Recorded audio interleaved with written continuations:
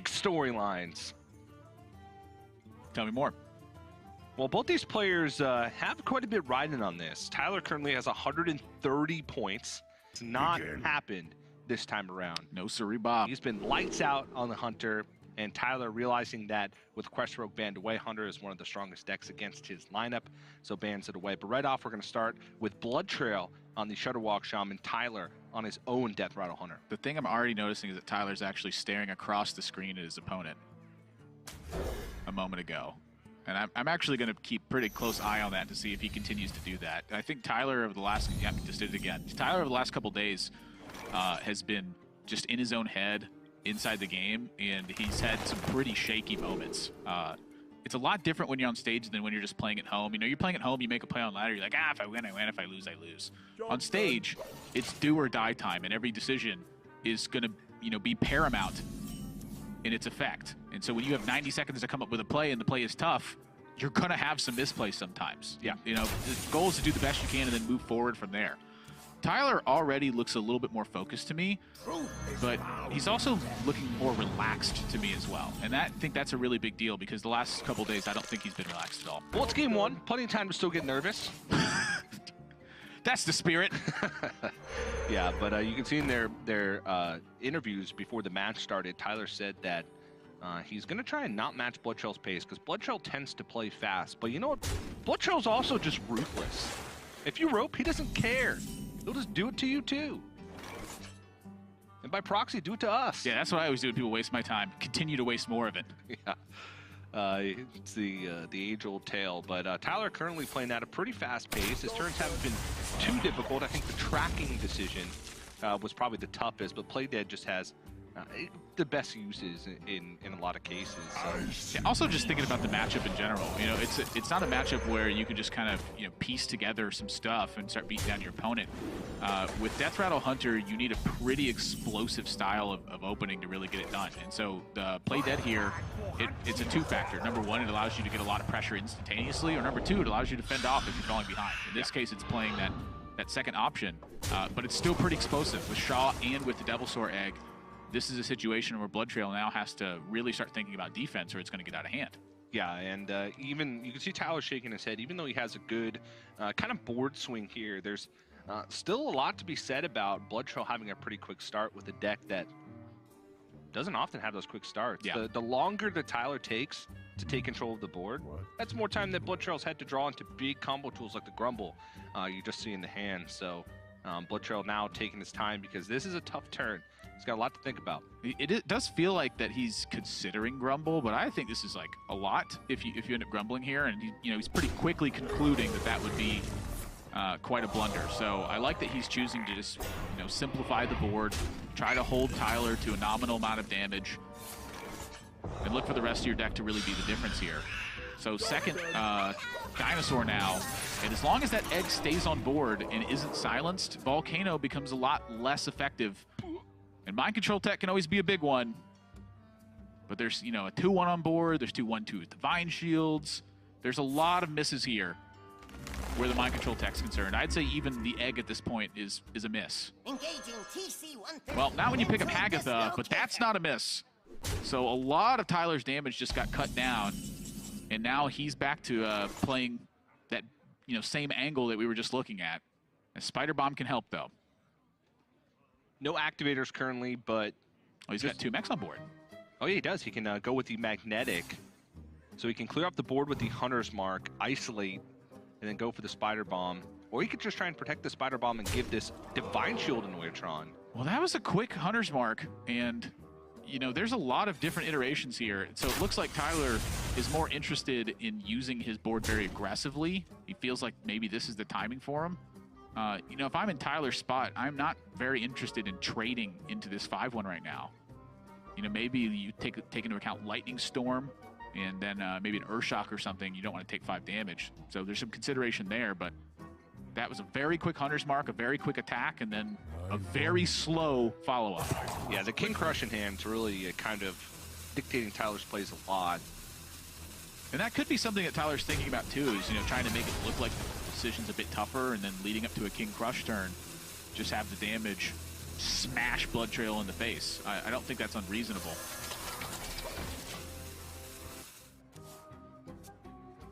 Actually surprised he didn't opt to cash in on the Spider Bomb. At least just the damage portion of it with Magnetic. Well, it is approaching Coin Hagatha turn. So, you know, if that's the case, your opponent's, you know, hurting their own board to get that done. So the Spider Bomb just, it prompts your opponent to really make that decision. And since you have the egg already on board, it's not very good looking right now. You're going to keep a 5-1 and you're going to get a 5-5. Yeah, I suppose that's true, but with the game plan that it looks like he's going with right now, the King Crush in hand, I figured the 2 extra damage would be pretty valuable. Well, this Grumble turn's looking a lot better to me. You have Mind Control Tech, which is going to come back down. You have another Keliseth that you can play, and you have Glacial Shard. But when you have a 5-cost Hagatha, Lightning Storm can be pretty darn good too. So he wants a Lightning Storm, and he wants to actually... Okay. I guess the outcome on Lightning Storm actually depends a lot on what you do, because he has so much follow-up. Like, if you don't kill the egg, you get to Chain Gang. If you do kill the egg, you get to Glacial Shard. Yeah. This is quite interesting. Like, because if you kill the egg, you Glacial Shard Healing Rain yourself up. It's a weird turn.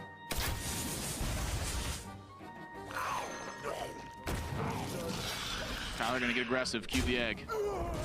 It's pressure test time. BloodTrail. Looks like he's grumbling.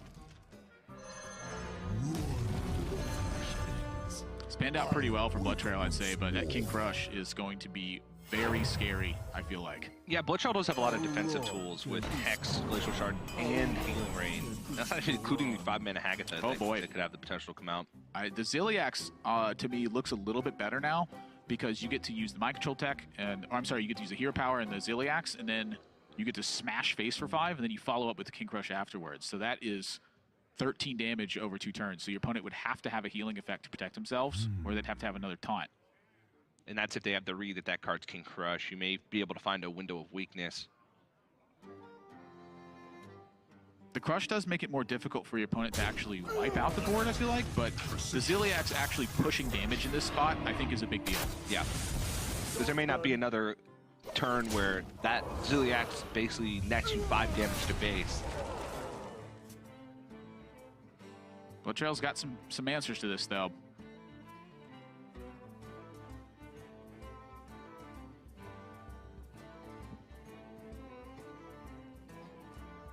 His instinct was to Hagatha on the open here. Hagatha Glacial Shard Healing Rain does protect him from quite a bit.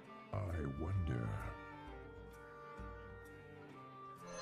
Dark spirits twist the trees, foul the lake, and curse this land. And in that situation, I honestly think the Glacial Shard should come down first, because if you pick up a Healing Rain off the Glacial Shard Hagatha effect, you'd rather play that one. Well, then you kill your Glacial Shard that way, and you don't get an effect, right? After the Hagatha. Oh, even the Healing Rain should come... Yeah. Because I think if you pick up a Healing Rain off the Glacial, it's a very, very small thing. But I think I'd rather see the spell from the Glacial Shard first. Even if you know 100% your play is going to be Healing Rain. You're right. If you do pick up a Healing Rain off of the Glacial Shard, I think you'd rather play that one to try and throw Tyler off. But it's a very small thing. He knew that was going to be his play, so we just went with that play. Sometimes it's better to just not overcomplicate things for yourself. Yeah. Tyler suddenly has just found himself in a pretty tough spot. The Grumble is just a big minion. Like, yeah. You know, sometimes I feel like I forget that Grumble is also just a 7/7 naturally.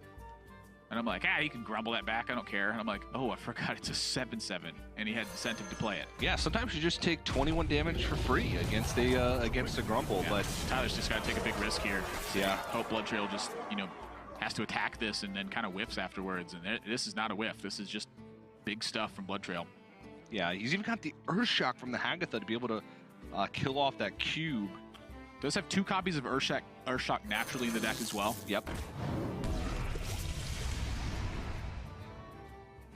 Every time I get Lava Burst from Hagatha, the first thing I do is count how much damage I do. I go, oh, I forgot about that. BloodTrail just going to compound the issue. Wants to get back the Grumble, trade off the Grumble, hold the Hex in hand in case something disastrous happens.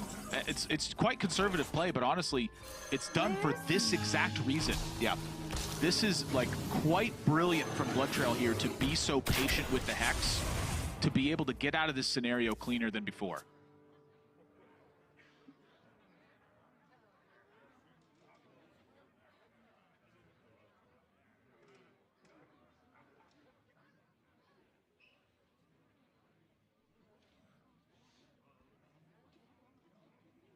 I mean, I imagine it's Lava Burst Hex. A path dimly Yeah, it does lit. overload you, but I don't think he's too concerned about that right now because that protects his life total the most. I think one of the big questions is, I mean, maybe it's Bloodlust Hex? Yeah, Bloodlust is the hardest card in the hand to use. Yeah. And then the question is which minion you preserve. So which one from Grumble is going to be the most important or the most useful or what have you?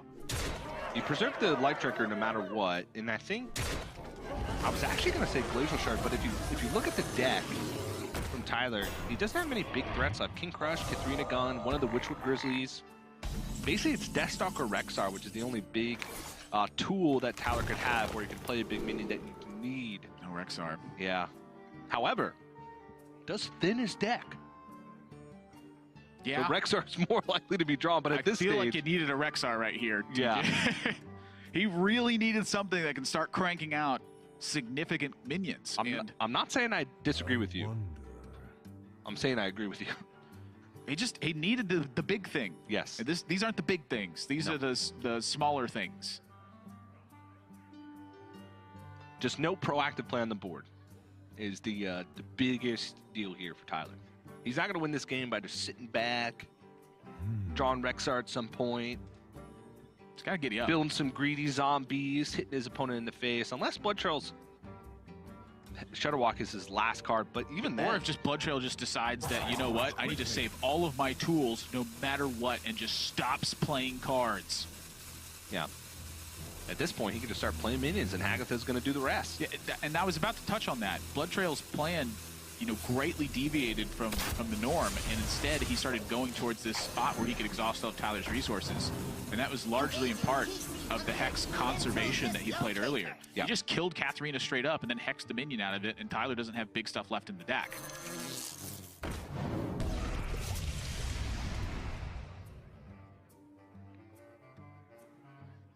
Let the pain speak to me.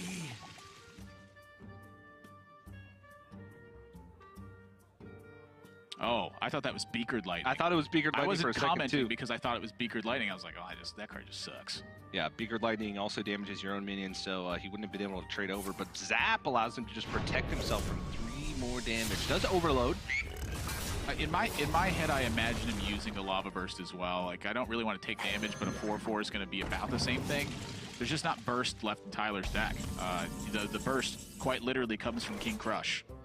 And so, you know, looking at Tyler's deck left, there's like a Giggling Inventor, 2 Candle Shots, a Mossy Horror. Like, he's got 5 junky cards and then a Rexar left in the deck. Without Rexar, he's not getting anything done, and Rexar's not that strong anymore. He's lost the board. Yeah.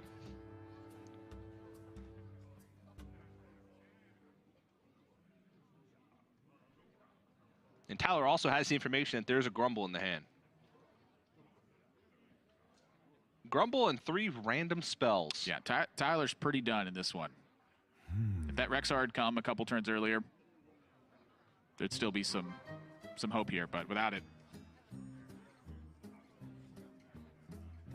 He can Hunter's Mark down the Life Drinker and then try and hero power him down, draw Rexar next turn, get a big charge minion, and then play it. Go face and hope that something goes really right. All right, well, the face plan is it. But with Grumble, that 3 damage is going to be netted back. And that's one of the reasons you do go face, is like maybe you just get a big charger off the Rexar if and when it shows up. Yeah. Like I mean, it is a very long shot win condition for Tyler right now, and I don't blame him for taking it. Yeah.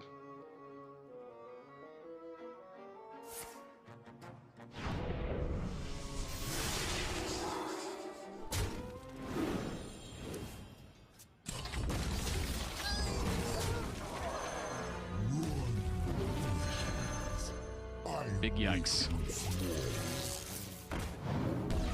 saving up lava bursts. Pain, speak to me. I mean, he's got lethal setup on board. 29 Earth Shocks from Hagatha this game. Yeah, 11 damage on the other side of the board. BloodTrail with the Shutterwalk Shaman takes game 1.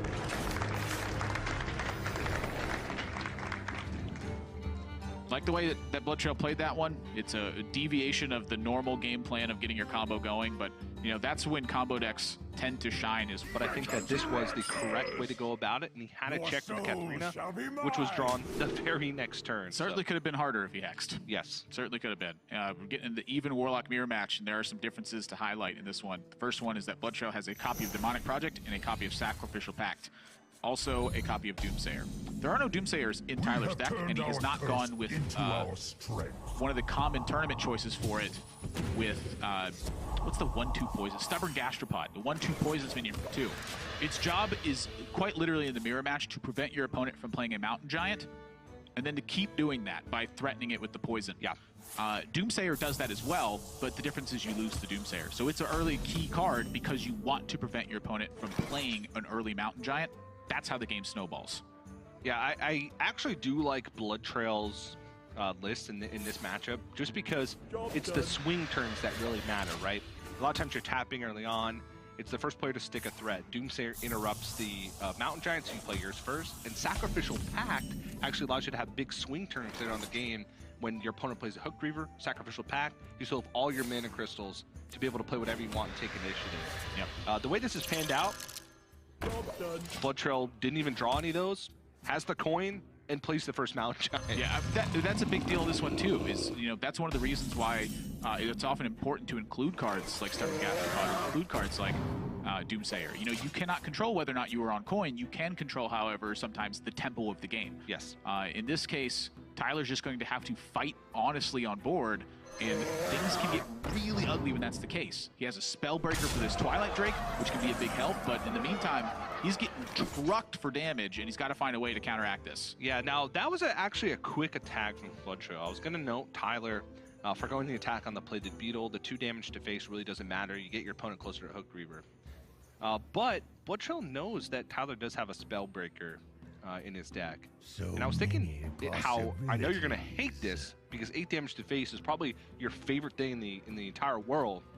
But a trade over the Plated Beetle kind of protects your Twilight Drake from the possibility of a Spellbreaker, and would force the trade from his own Twilight Drake into it. It does, but it's just kind of bad, honestly. And one of the reasons why is because you have an 8/8 that your opponent can't kill right now. So you deal them 8 in the face. And if they play a Hooked Reaver, mind you, Tyler knows that BloodTrail's got a Sacrificial Pact in the deck. He knows that he has tools to push through Hooked Reaver and to punish those sorts of things. If BloodTrail is willing to be that aggressive that quickly, what does Tyler think in that situation? This is a rare opportunity in Hearthstone where BloodTrail can honestly and accurately represent a big bluff that way. Sure, yeah. Sometimes Tyler's only play will be to play Hooked Reaver, but that means that BloodTrail has an 8-power attack minion on board that can already crush it. It stays on board, and then maybe he even follows it up. Tyler's having to trade in Drakes to a Giant that's going to hit him again. You hit him in the face. Even Warlock is a weird kind of aggro deck. It's got a lot of tools to recover on board, but for the most part, you need to start dealing damage, because if that snowballs and your opponent can't handle it, the game is over. It's like your minions are already pre-fungal mancered. Yes. That's a good way to put it. Dread Infernal will take off this Twilight Drake and allow BloodTrail to push 9 damage this turn. Buff some Spell Stones, you need to get those rolling as well. You know, now we're approaching those turns where BloodTrail's going to need to keep the board swinging in his favor. So the 6/6 somewhat replaces the Mountain Giant in this instance, when the Spellbreaker, to his perspective, looks like it'll just trade in, and he's got a Spellstone to start fighting back. But again, the entire game, Tyler's going to be thinking about when that Sacrificial Pact hits, how am I prepared for it when that moment happens? Yeah. He's forced coin from BloodTrail, so he will be the first player to have access to Lich King. It's about how do you get to that moment without your Lich King dying the turn that you play it. Yeah. Well, that 16 damage that Mountain Giant's been able to push through puts Tyler in an awkward spot. I think his only way to survive here is to Twilight Drake the Sun Fury Protector, which is a pretty strong turn. I mean, this is the kind of turn where you're a bit nervous that BloodTrail could have a Spellbreaker of Zone, and he's played 2 copies of it in his Even Warlock deck. A very different angle to attack the Even Warlock mirror match from. But he doesn't have it here. And when he doesn't have it, you know, that means he has to start fighting honestly on board. This matchup is very volatile in its momentum swings, where they are huge and they are often. And that's one of the reasons I love this deck, is because it's just power play after power play. Yeah, and BloodTrail has a miniature power play of his own. You can attack him with the Dread Infernal, Shroom Brewer back up, and play Vulgar Homunculus to be able to protect both of these minions from the 4 attack of the Twilight Drake. And really his goal here is just to solidify his 4 position to put Tyler in an awkward spot. It's threatening Tyler every turn. I mean, this is threatening lethal on Tyler right now, because, you know, you take a connection to the face and suddenly Hellfire's a lethal as well. So Tyler's going to have to fight tooth and nail to be outside of the range of these attacks. He has unbuffed Spellstone right now. He's got 1 taunt in the way, and there's not really much he can do about it. Yeah. So is there any way that Tyler survives on board?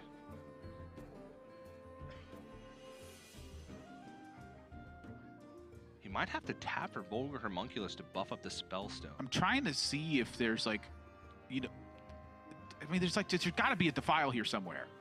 Well, he can. His Spellstone's still 3 damage, so he can get the 1, but the 2 is the question. So you just bump the Vulgar with the 2/3 then, right? That's a 1, 2, 4, 6, and so you Spellstone over on the Dread Infernal. That's 1, 2, 3, 4. Yeah. So the problem is you clear your own board and yield initiative to BloodTrail. Yeah, he can play. Oh no, he can't play anything after that. 6 mana. So that is a clear, but going into turn 7, it gives BloodTrail full initiative.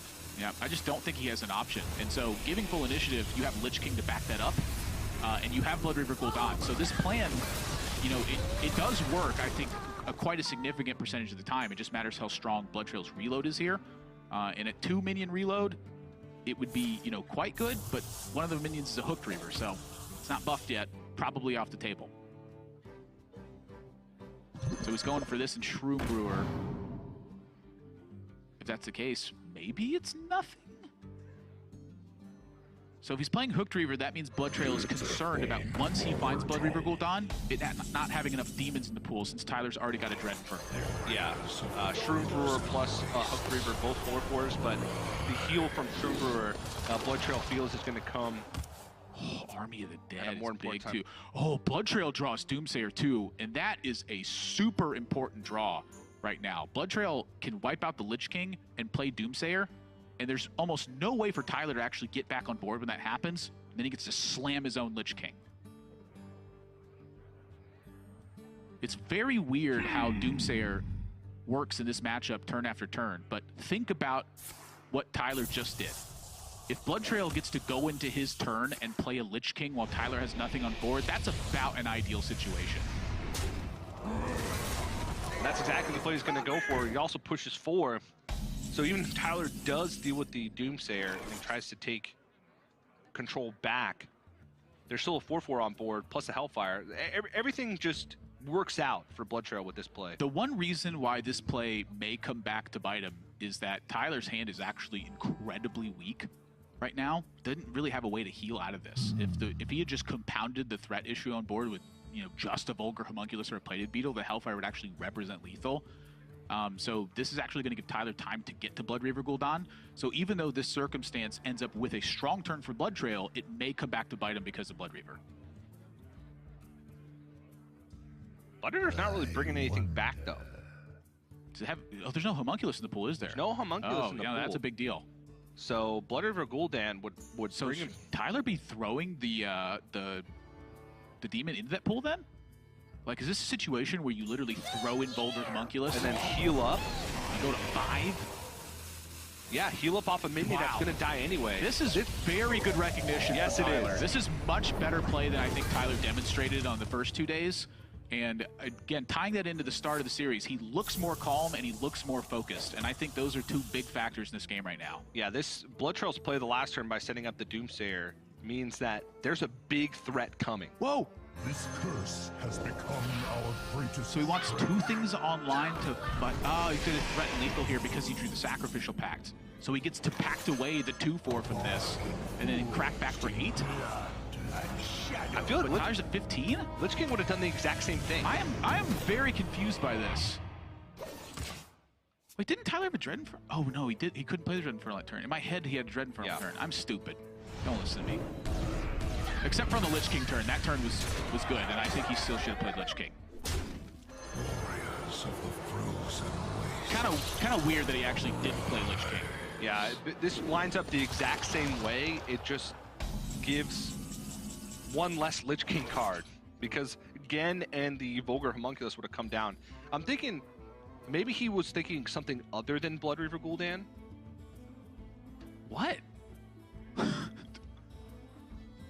Still, wouldn't you rather just have a Lich King in play? Yeah, I know. Because with Sacrificial Pact, even Hooked Reaver. Oh, you know what he could have been thinking exactly was Dread Infernal Spellstone. Because Tyler had played the Vulgar Homunculus. I played the Vulgar Homunculus last time. So, no, he's used both Spellstones. He used the one to get the Defile clear, and he used the second one to heal up off the Hooked Reaver. So still possible. Gone. It's possible that you forgot about that, though. You know, they can't just take notes on stage. They can't just sit it there and you know, track everything that's been played. That's a big spell to keep track of, though. I feel like, I don't know. My subconscious is on it. I'll get back to you. Well, I think Tyler's dead. He just doesn't have the resources left to defend himself, which is one of the reasons I decided to debate this topic with you, because normally this would be a pretty intense situation.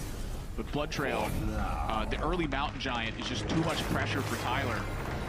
You have to be able to fend off that card, and Tyler has no cards in his deck dedicated to fending that off. You know, as opposed to BloodTrail's Malagos, which has a Tyrannus at the top end. You know, it's pretty. Tyrannus is scary in the Druid Mirror matches as well. Yeah. It's you know, you basically never dying. Yeah, you can't kill it.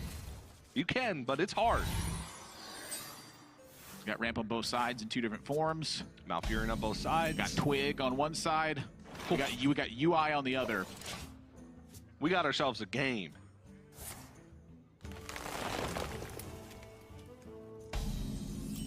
I would tend to say that the early Wild Growths are better than the early Nourishes. However, when you have Coin Nourish into UI, that's a different story. Yeah.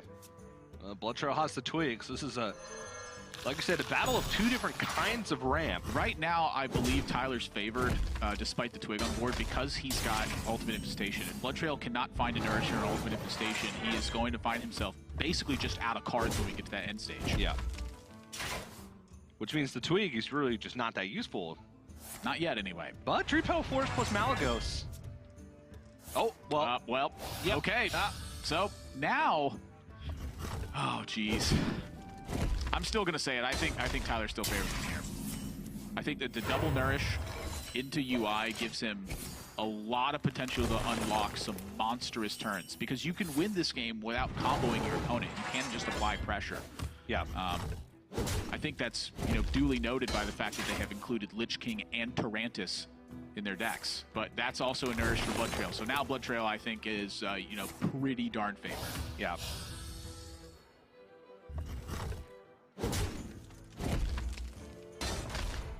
Well, that tells a big story.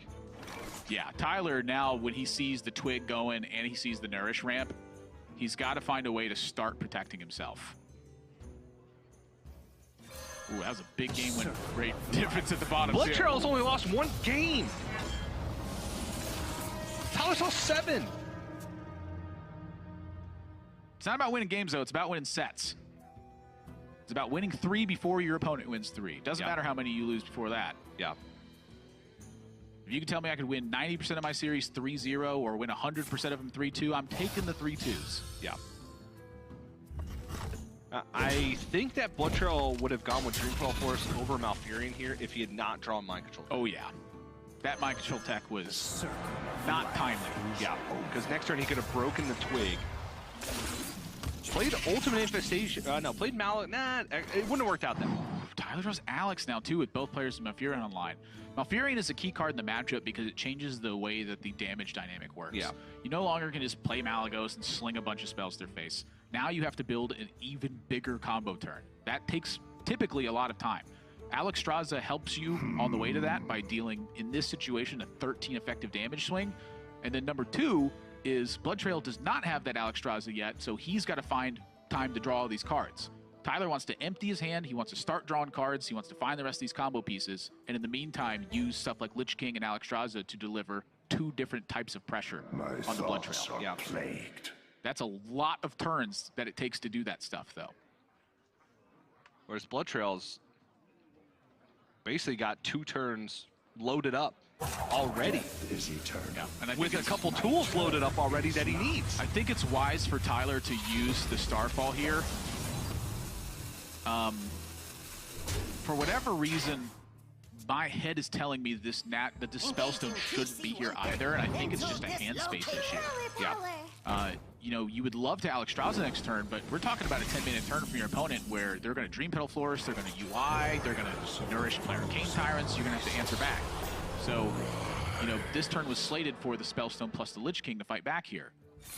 I like it, but I want hand space too. Yeah. And I am crushing that 3-3. I am not attacking face. UI is going to kill your Lich King. Good catch by Tyler there, because that would have been a pretty big deal. I feel like this Lich King is going to need to do a lot of work. BloodTrail, it's going to take him multiple turns to do this. I mean, he might just be slinging this face given what happened. Yep. Chip away at the armor total. He's close to a win. There's the Naturalize.